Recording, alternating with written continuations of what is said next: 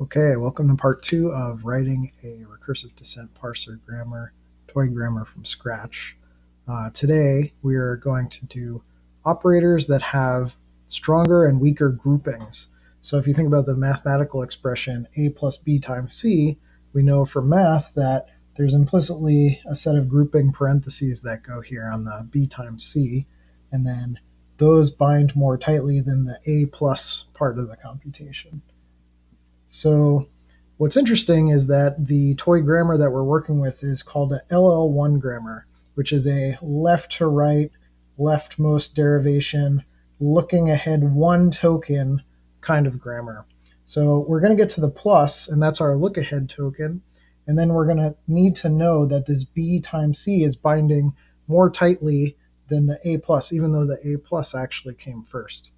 And similarly, we're going to add to our grammar the ability to put these parentheses in explicitly, so that if we wanted to regroup it explicitly as the user as a plus b with parentheses around it times c, that we would be able to do that. So first we'll add some position information for where tokens come from in the file to help us get good error messages. And then we'll add the facilities for doing these strong versus weak arithmetic expressions, as well as the ability to put parentheses that explicitly group expressions as a user. So the first thing we're going to do is add position data to our tokens. So in the scanner, when we pop a token, we want to imbue that token with the position in the text that it started from. So we'll capture something like the starting position. We'll get the position that the scanner is currently at in the character stream. And then we'll imbue that into each of these tokens that we can produce. So every token is now going to have its starting position. So we're going to find our token, give it our starting position, some position thing.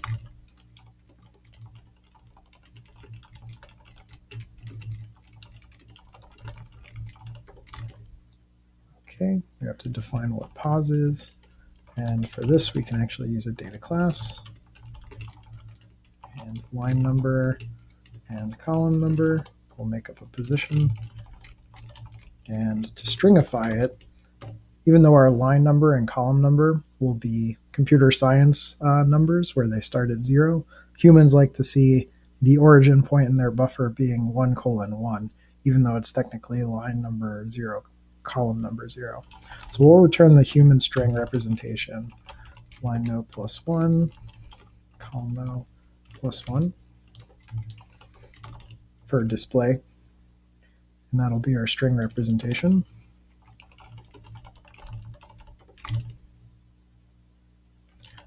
Okay, and so now we actually have to define what this position is. So we know there's some get pos on the scanner that returns a pos. Stub it out. Okay, so now we have this index that keeps track of our character in the file, but associated with that character in the file, we're also at a particular line number and column number. So let's keep track of those as well. And when we pop a token out of the stream, that's the only place where we update our index. That's also the place where we're going to update our line no and character number. So if the character is a new line, then that means our line number has increased, right? So here we're going to bump up the line number, and then the column number resets back to 0. It's like a carriage return on a typewriter. And here, just our column number will bump up because new lines are our only line bumping entity. So the line number will stay the same. Okay, so now we've updated the line number and the column number associated with the index. And so now when we do our get pos, we're going to return a position that has self.lineNo and self.colno. And I'll use get pos instead of a pos attribute because it's changing at runtime instead of just a single immutable value. Okay, so our test uses the outdated interface. So here we're going to say the location for plus is 0, 0. And it seems pretty happy about that. Let's also make a test that pos is printing out the way we expect it to. Pos human string. We're going to say p is pos 0, 0. assert stir of p is equal to 1, 1. Great. Okay, so now that we have positions on our tokens, we could potentially make some nice error messages. So when we make a parse error, maybe the parse error will have a position as well as a message.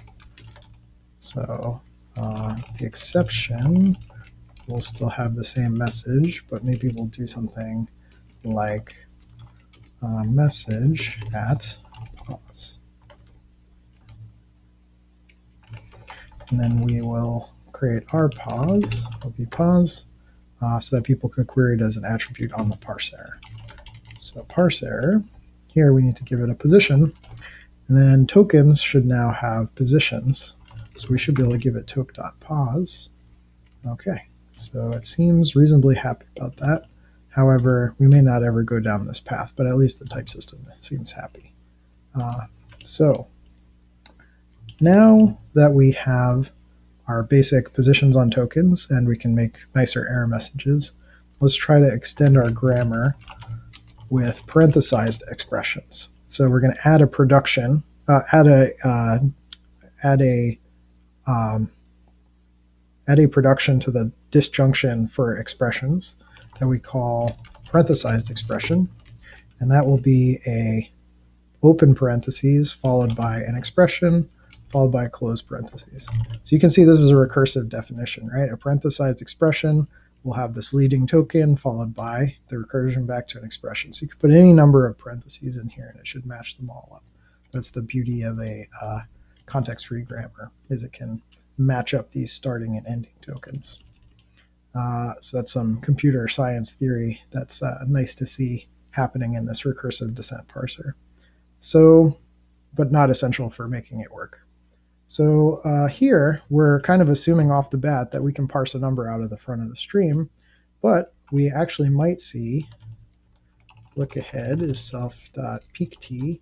So if the look ahead token that we peek at is a open paren, right, which comes from this disjunction, this production rule here, then what we'll do is we'll drop that token and we will create an expression. So let's call this, we'll call it parse for now, but we probably want to turn this into a more specific parse expression so that it's clear that, you know, it's not just the public entry point, it's actually the routine that parses an expression. So we get our expression, and then we'll make a helper routine that's called pop token or error, and we'll say, now after we parse that expression, we had better see a closed paren.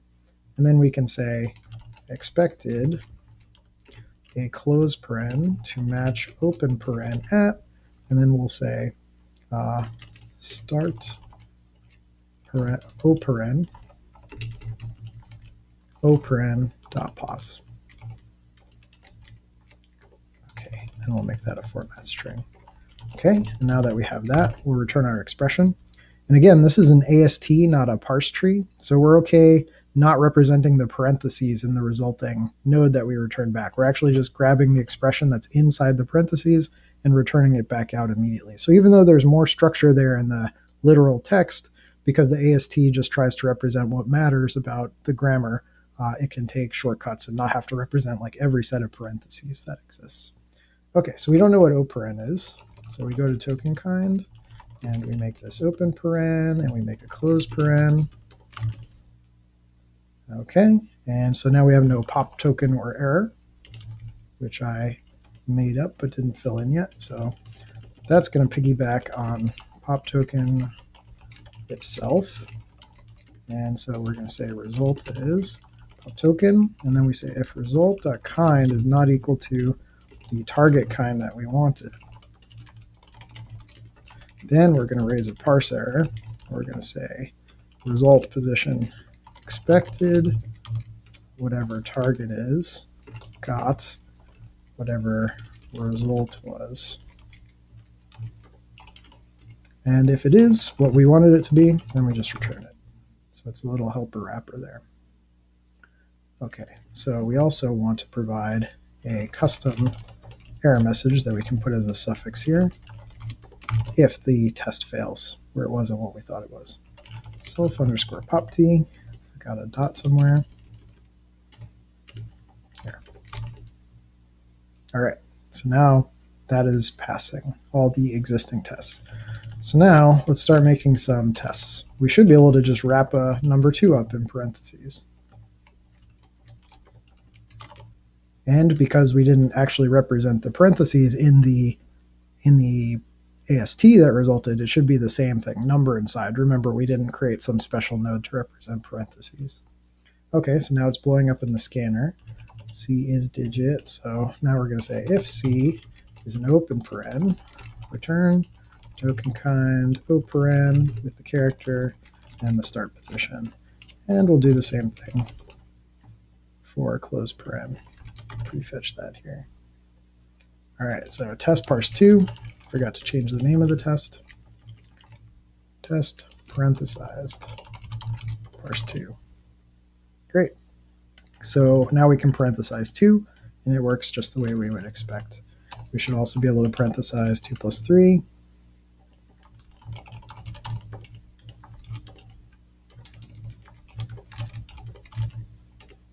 And that also works just the way that we would expect.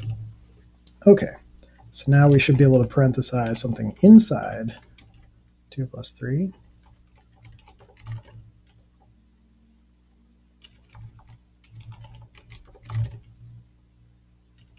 Okay, so here we got a nice error message. We expected a closed paren. We got a token, which we don't have a nice toString for, so let's add that. Token stir, gonna return token, kind is self.kindRepr, value is self.valueRepr, and pause is self.pauseRepr.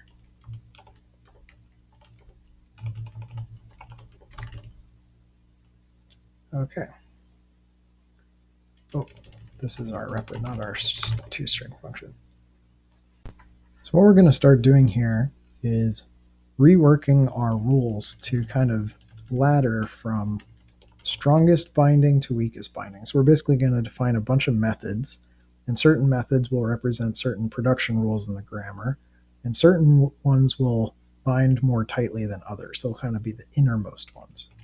So if we do parse parenthesized expression, we're basically going to take this that we just made, and we're going to put it over here. And what we're going to do is we're going to call back into this parse expression helper. So that's kind of the top level. Basically, if we see this open paren, then we go all the way back to the top production that just parses an expression. So here, this is our expression production rule, which has everything else that we had. And this entry point is just going to call into that one. So this is just a little bit of reorganization. So by calling into the expression parser, the parenthesized expression, we might call something like a term, something that can appear on the left-hand side. So we already have this term over here. Maybe we say the term is a number or a parenthesized expression, because it's very tightly binding. It's almost like atomic. It's almost like a number itself. So we could say if the pt kind is a number, then we're going to return the self.popt, and we're going to wrap it in a number. Otherwise, we're going to raise a parse error at our current position, and we're going to say, oh, actually the scanner's position, and we're going to say could not parse term at this position. Okay, so when we are over here, oh, sorry, we can use our parse number helper routine over here. Okay, so parse number is still being invoked over here. But what we really want is not just a number, we just want an arbitrary term.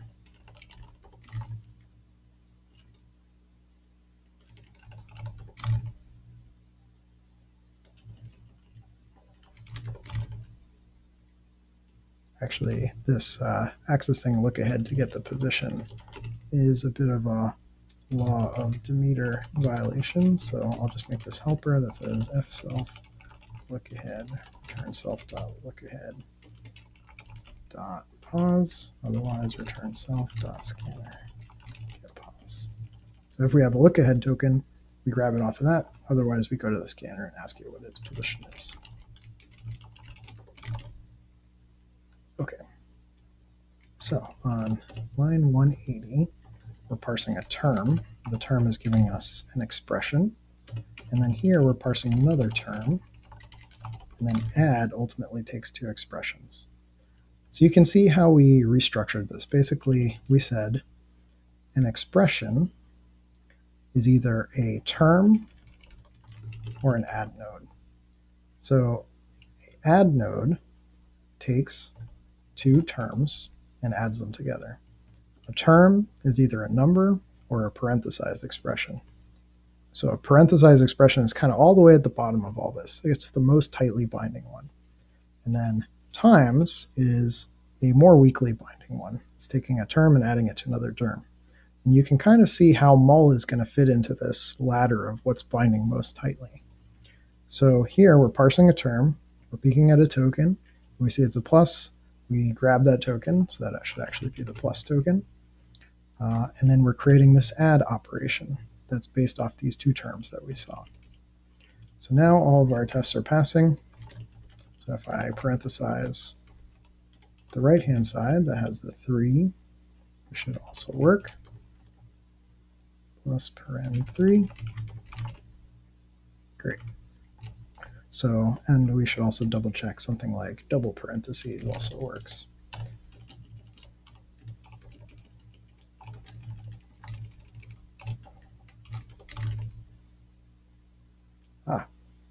Already defined. Test double parenthesized parse 2. Okay, great. So now we want to add the multiplication operation to our grammar. So we know that an expression can be a term or an add, and then an add is a term plus another term. So what I'm going to do is I'm going to create something called a strong arithmetic expression. And that is going to be a strong arithmetic expression, or I'm sorry, a term times another term. So we're going to say that add is actually a strong arithmetic expression plus another strong arithmetic expression. So you can see that if this was a times b, substituting in some strong arithmetic expression on the left-hand side, followed by a plus followed by c times d, that those would group more tightly than this outer add expression. And so this is actually kind of interesting that you can ladder these rules on top of each other, and they correspond directly to methods that you'll create in your recursive descent parser. And then by just looking ahead tokens, we'll be able to see this all come to fruition. So let's create our first strong arithmetic expression. So we call it strong because it's binding more strongly than the weak arithmetic expression like a plus or a minus. And let's call this one 2 times 3. And so this should be a mul node, 2 times 3. Okay, so now we're in the scanner, getting a not implemented error. We do a token kind is a star. Token kind, we'll have to put a star in here. Great. So we're not reaching the end because we don't know how to parse that star, right? So in the parser, when we parse a term, we are looking for a number or an open paren. So now we need to create something called parse strong arithmetic. And that is going to return us an expression. What that one's going to do is it's going to parse a term, like we wrote in our grammar. And then if the look ahead is token kind star, then that's a strong arithmetic expression. So then we're going to do stars this, and then we're going to do parse term, and that's our right-hand side, And then we're going to return mul of left-hand side, right-hand side. Otherwise, we didn't see that look-ahead token, so we just return the term directly. So you can see how these things are starting to ladder on top of each other. And so now, instead of parsing terms here directly, we're going to ladder onto the next thing in the grammar. So we're going to parse our strong arithmetic expression.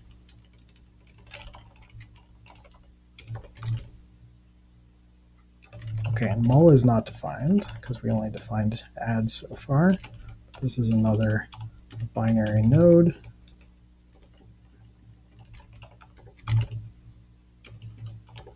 Okay, so that works okay.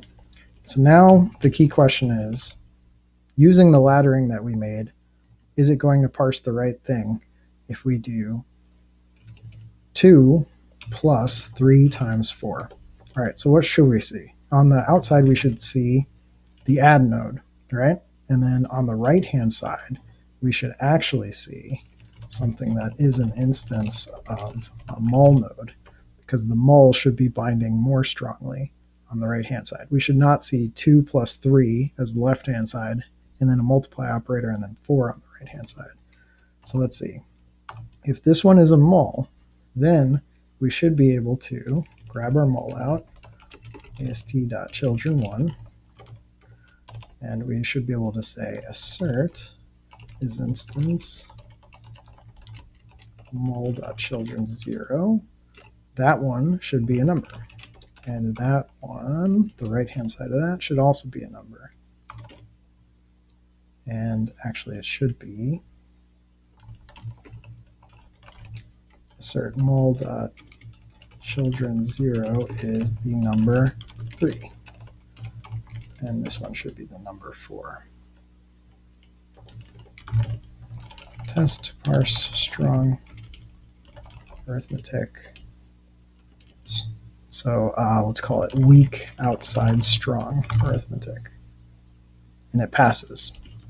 And again, let's walk through and talk about why it passes. So if we look at our parse of an expression, so this is our entry point, we go to parse an expression. Expression is the outer production in our grammar. So what this does is it says either I parse I have to update this now, either I parse a strong arithmetic expression on its own, or I parse an add. Add is our only weak arithmetic expression. So actually, let's rename that now. Let's say we either parse strong arithmetic or weak arithmetic. But weak really means add in our case right now. So strong arithmetic, strong arithmetic. Okay, so at the top level, if we parse a weak arithmetic expression, it might have a strong arithmetic expression at the start, right? And that's okay. It's either has a plus or it does not. And then we parse a strong arithmetic expression, which is a term, or a term followed by the star symbol followed by another term. So you can see how, if I write the production rules like this, you look for this first part, and you're always looking for that first part.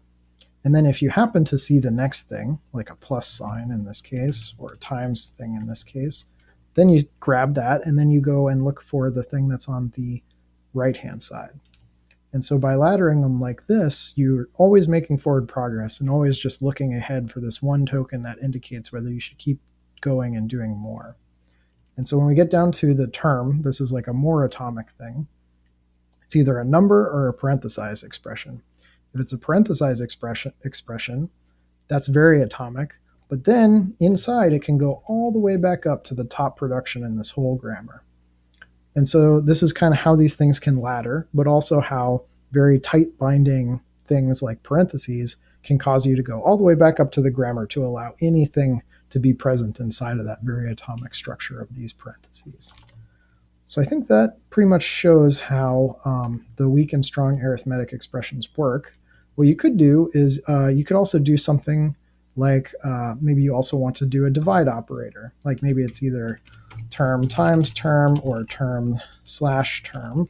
as a strong arithmetic expression, or strong arithmetic expression minus another strong arithmetic expression for your weak arithmetic, right? So we could do test cases for these. So let's try our divide, test parse strong arithmetic div slash div. Okay, so we don't know what that symbol is, that slash, so we just have to add it. So we're going to create that slash token. Sorry, this is on C star. If C is the slash, then we're going to return the token kind dot slash character start position. And to do the proper TDD thing, we should like factor all this stuff to make it into a table, because you can see there's a lot of common structure to it, but I'm going to elide that for now. Okay, and so we see the slash and then we fail to parse because we're just returning the error early. So if we look at our parse strong arithmetic, so if we see a star, we're going to go do this. But also, if we see a slash, then instead of doing a mul, we do a div, but otherwise we do the same thing. And so class mul, this is another binary operation. We'll do div. That works for div. And so the same, we'll also have to do a subtraction for our other weak arithmetic expression. So we have 2 plus 3. We're going to turn this into 2 minus 3. And this should give us a sub. And parse weak arithmetic expression.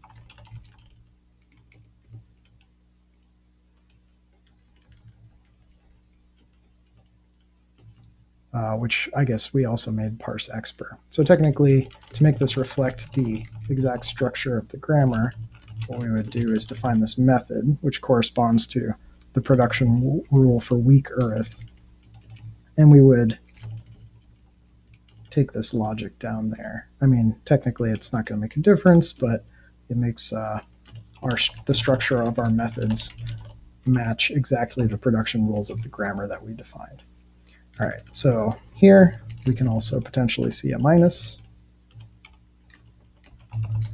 And this copy pasta style is not what you would usually do, but just for expediency. Okay, so minus is not defined on token kind. Minus equals minus. Okay, and we don't know how to scan that token, so we gotta go find that and tell it how to scan it. So if we see that dash, minus or dash, okay, sub is not defined. Define a new AST node, binary AST node called sub. Okay, left-hand side is already defined. Oh, so mypy likes us to not redefine these things in different code paths. So what we'll do is, just for now, for expediency, we'll just pass term in directly, and we'll parse the strong arithmetic expression and put it right into the right-hand side.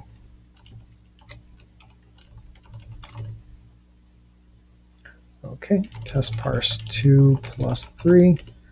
This one is actually minus 3. Okay, and now we have different rules that allow us to do 2 minus 3 divide by 4. And so that should just change this to a sub and this to a div. Okay, and gotta give it a new name. Okay, so that one passes. Let's try something else. Let's try 2 times 3 plus 4 times 5. So on the outside, we should have the add, right? And then in the 0th child should be that mul node, right? This 2 plus 3 guy over here. And then on the right-hand side, we should see that 4 times 5 over there. So this should also be a mul node, this first one. So we'll say 2 times 3 should be child 0, and then 4 times 5 should be child 1. And so we should be able to assert is instance 2 times 3 should be a mul, and 4 times 5 should also be a mul. And then assert 2 times 3 children 0 is the number 2. Children 1 is the number 3. And similarly for 4 times 5, you should be able to see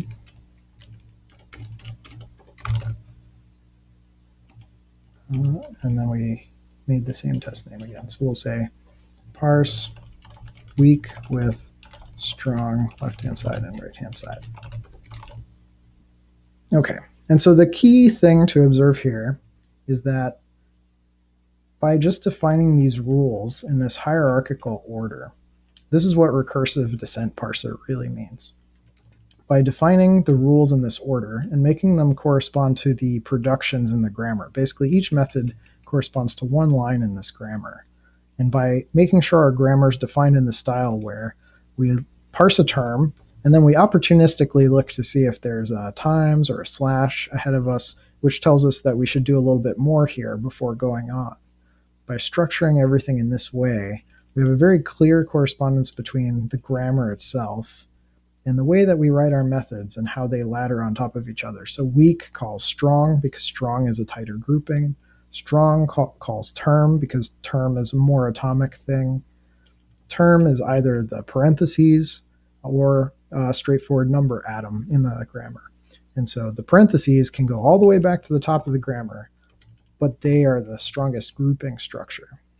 And so this is really the essence of a recursive descent parser and how these groupings allow you to create these expressions where certain things bind more tightly or less tightly than others by using this look ahead operator property like we talked about for an LL1 grammar.